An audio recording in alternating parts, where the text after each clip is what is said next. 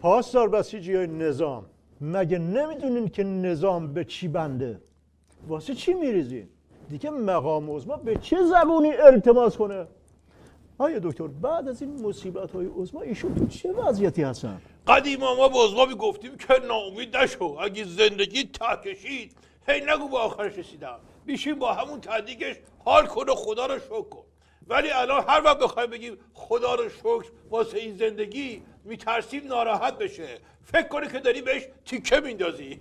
آیا دکتر مقام عظما الان میگه عجله کردیم سر امضای برجام، مگه یادش رفته اون موقع خودش میگفت که کش ندین زود باشین تون باشین؟ آیه بابا برم الهی اون موقع زیر فشار خفگی یه چیزی گفت، الان که میخواد به خاطر همون ریزش بسیجی ها که اولت خودت برش دل سوزوندی ماسمالی بکنه توی بسیجی میپری جلوش؟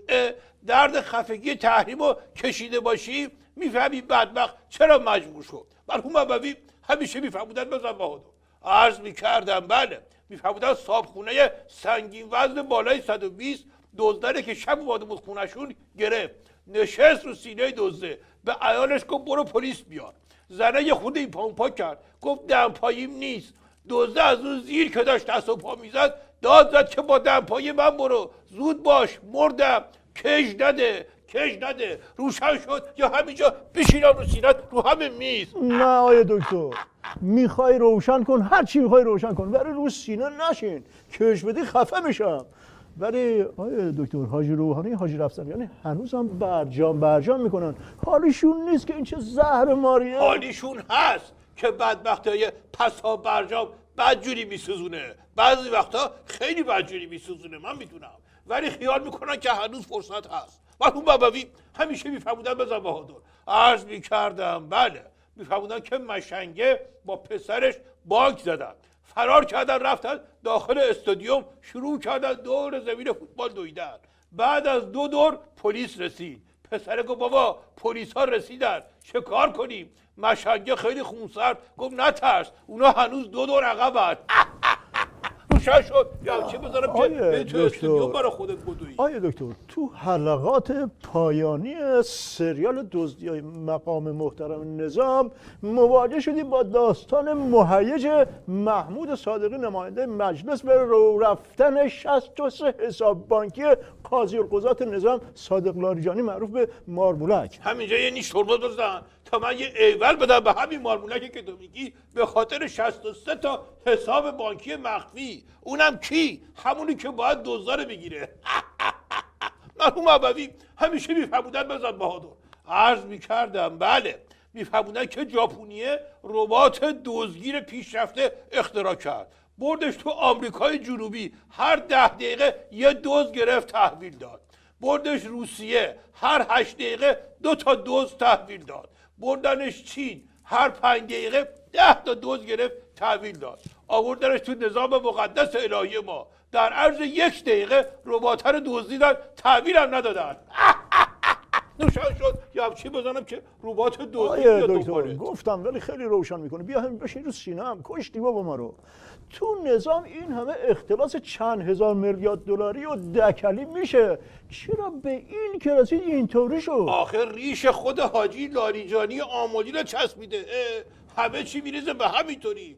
شبونه میرفسته نماینده ها رو بگیرن و جنگ قوه ها شروع میشه و دعوا با داعشش علی لاریجانی را میفته، چون یه قدم دیگه برن جلو میرسن به خود عظما. این وسط حالا زوار در رفتگی قوه قضاییه هم لو رفت. آخرش هم نتونست. دکتر خواهش میکنم اینطوری اسرار نظام رو فاش نکنین. سربسته جواب بدین لطفا. بابا تو هم گرفتی ما رو. چی رو سربسته؟ صادق لاریجانی مارمولک، این هم لشکرکشی شبانه بود که تو کردی، فقط آبروریزیش برای نظام موند. احمق.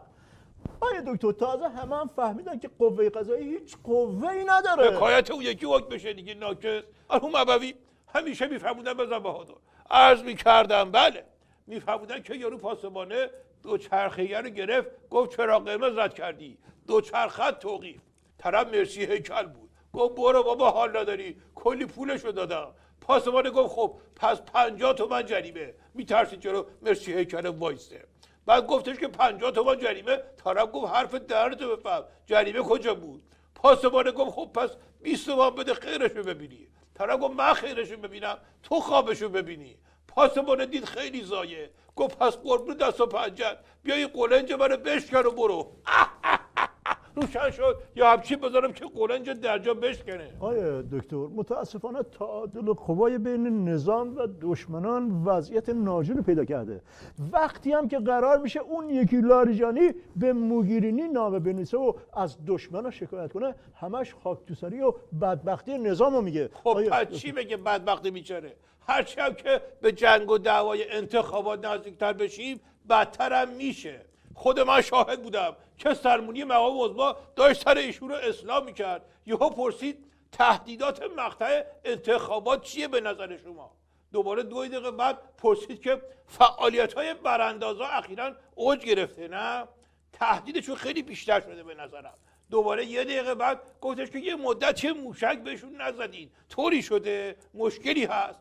مقام آخر از کوره در رفت. گفتش که چه خبره؟ همش از این سوالات گزنده ترسناک میکنی از من. سرمونیشون گفت آخه هر وقت اسم براندازا میاد موهاتون سیخ وای میسه، راحت میتونم اصلاح بکنم. آیه دکتر روشن شد جمچی بذارم که موهاتو اصلاح بکنم. بابا کشتی ما رو از من روشن کردی. اینطوری که شما صحبت میکنی موهای منم سیخ شده، موهای خودتونم سیخ شده. فکر این بسیجه بدبخت فلک زده رو نمیکنی که که الان نمیکنم.